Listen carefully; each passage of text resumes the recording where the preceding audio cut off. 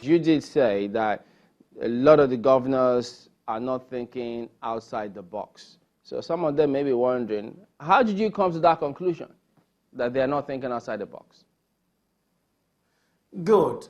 Now, when I say some of the state government are not thinking outside the box, there is no state government that does not have arable land to creating the necessary agricultural activities, particularly in the area of cash crops that has a short-term gestation of 3 months, 6 months, 1 year. Because they do not know their fate on an 8-year program, they may not go into tree crops or commercial tree crops that will have a 6-year gestation period, or some that wouldn't have 4-year gestation period. But I can tell you, if you drive on the road from Ondo to Lagos State, you will see the Ogun State government now embarking on planting rubber. And the nurseries are now grown. And I'm too sure in the next 1 or 2 years, those rubber will be matured for tapping. And that is where you create a lot of employment. And so when you talk about programs that are artificial, that are not send people to the farm to work, to till the ground, to bring out the resources that will create the necessary food security, we are missing the whole problem.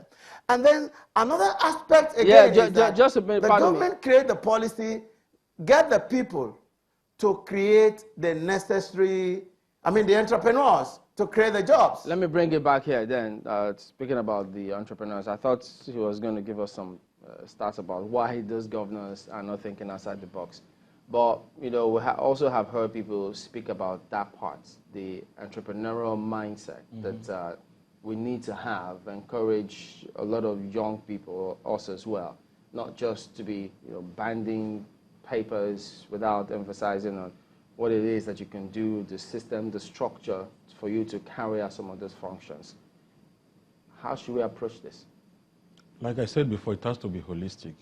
I subscribe to some of the assertions he made, but just for clarity and to not allow for confusion, he's talked about that we have all the policy we needed to trigger growth in Nigeria, and I don't think I believe so. And actually, he doesn't even believe, because when he was talking about rural area, he said that we should make policy again. See, we have run with these laws and policies, and it's not helping us. Unemployment is growing, everything is growing. How do you incentivize people in the rural area to grow food, grow farm, grow banana, transform the banana into exportable, blend it into powder, or the dairy farm he spoke about, convert it to cheese and talk about export, when you don't have a light? A young man like me in the village must have to come to city because there is no light. Charity begins at home. See, we have tied ourselves for so long in this country. And you ask some of these state governors, why should they encourage industrialization in their state or industrial form of agriculture? Because he mentioned Netherlands as an example. We have only about 28 dairy farms in Netherlands. Only 28. And they cater for about 300 million cows in Netherlands, employing maybe the highest number of labor. But what happens? These are like industry, because there you have school, you have university, you have primary school, you have church, you have mosque. Everything from the farm they are exporting real into the farm. I have friends whose father have been working in farm in Netherlands over the last 40 years. So what are we saying? We need to think out of the box and begin to address this issue as they were. Some of the state governors will tell you, because he spoke about thinking out of the box. Why should I create industry? At the end of the day, the tax that the company will pay when they find the corporate income tax will go to Abuja, and we have to share it.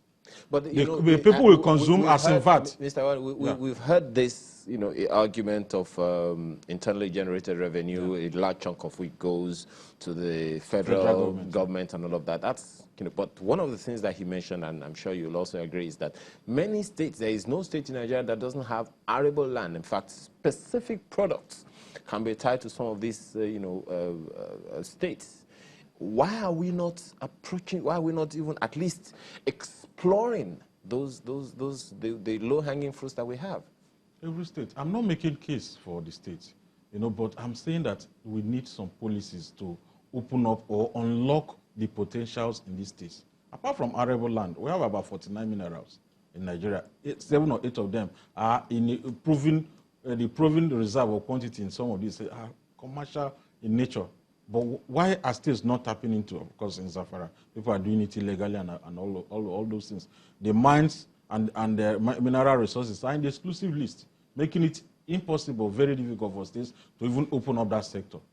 The same thing also applies to tax system, like I've mentioned before, making it difficult for this state government to even go and borrow to finance some of those things that when the revenue emerge, it will go for everybody to share. So I'm saying that there is need for us to look at, we're looking at what do we need to do to address these fiscal issues. We need to still consider some aspect of fiscal federalism, especially in revenue tax system. That is the only way we can encourage these states to grow.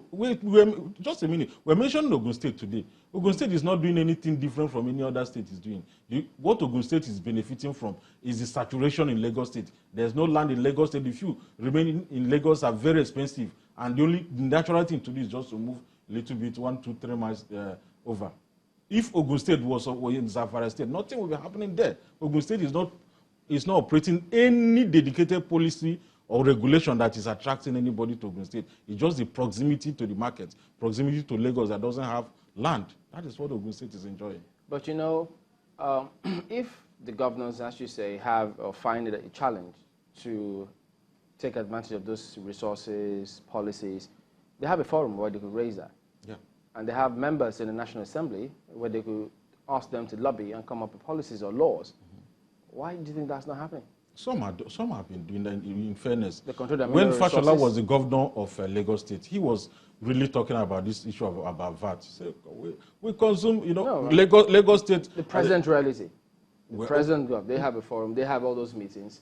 Why this issue is not topmost? And if they are, what do you think is the I'm not a member of the impediment? Governors Forum, but I believe that the news we heard and we've seen some past governors spoke about the need for state to control resources a little bit more. We spoke about that. Even the port duties and custom duties, a lot of them generated in Lagos port, and that contribute to degradation in Lagos.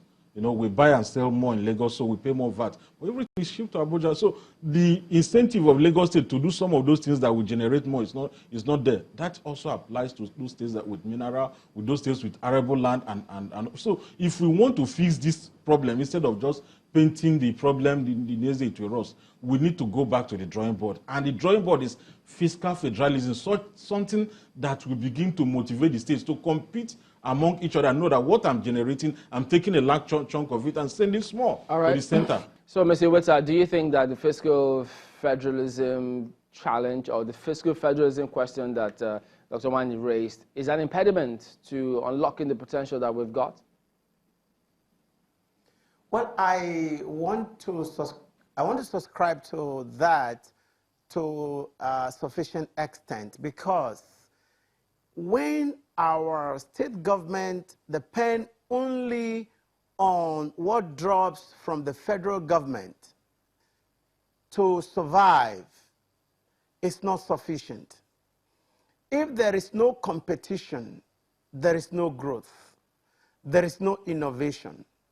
And I think every state government should look beyond the money that comes from the federal government monthly and look at other sources of financing projects that could create the necessary infrastructure that would give room for the private sector to take advantage in breathing properly.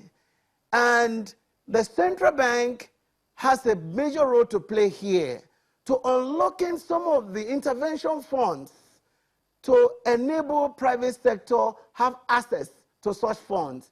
Because one of the problems we really have in the private sector is access to agriculture manufacturing fund.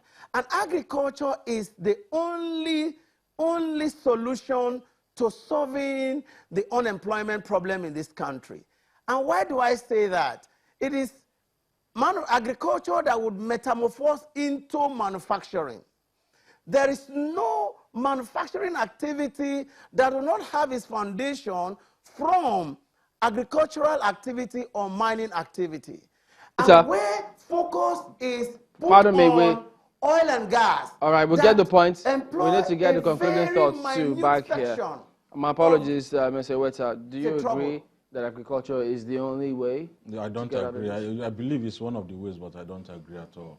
You know, we didn't need to do a lot of things at the same time. It's only a lazy man that do only one thing and expect the whole solution. We need to do so many things. IT is there to trigger a lot of things, and it can employ a lot of people. See, we are talking about unemployment today. We are talking about growth issue. We are growing at 2%. Over the last 4 years, we've grown like 0.5% every year if you average it. But our population is growing at over 3%. Abuja City growing at over 6%. This is a dangerous indicator, and the world are beginning to be very worried because our population have now moved from an asset to a liability on us because we have a population that is unskilled, that is weak, unhealthy. We need to do something to address the problem. We need to make our population to be skilled and retain our skill. That is by education, and we need to make sure that our population is innovative and healthy. We need a health system. All right, we'll anchor at that point. Vincent Wani is an investment and business consultant. We also have had Mr. David Iweta, who is the chairman, National Economic Recovery Committee. Thank you, gentlemen, for coming on the program this Friday. And thank you all for watching as well. What a week it's been. We'll see you next time. I'm Chamberlain Uso. I am Akinde here, asking you to have a productive and restful weekend.